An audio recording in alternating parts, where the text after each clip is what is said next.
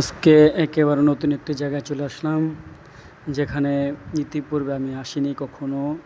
যেহেতু মতলব উত্তরে থাকি, তাহলে আজকে মনে পড়ে গেল যে আজকে একটু ঘুরে আসি। আর কোথায় ঘুরতে আসছি সেটা জানতে হলে আমার এই ভিডিওগুলো আমি ইনশাল্লাহ ছোট ছোট ভিডিওগুলো দেখাবো। তার মাঝে দেখতে পাচ্ছেন দুই পাশে দুইটা পুকুর। পুকুরের পানিগুলো এত স্বচ্ছ এবং পরিষ্কার পরিচ্ছন্ন যে বিন্দুমাত্র কোনো ময়লা আবর্জনার কোনো অবকাশ নাই। এই পুকুরের পানি পরিষ্কার শুধু একমাত্র গ্রামে দেখা যায়, শহরে এরকম কোথাও দেখা যায় না।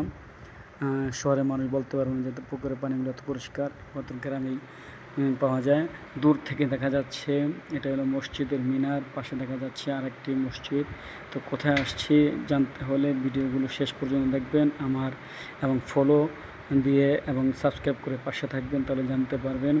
এবং কী কারণে আসলাম, কী দেখতেছি, কীভাবে আসবো, সব কিছুই আজকের এই ভিডিওতে জানবেন ইনশাআল্লাহ।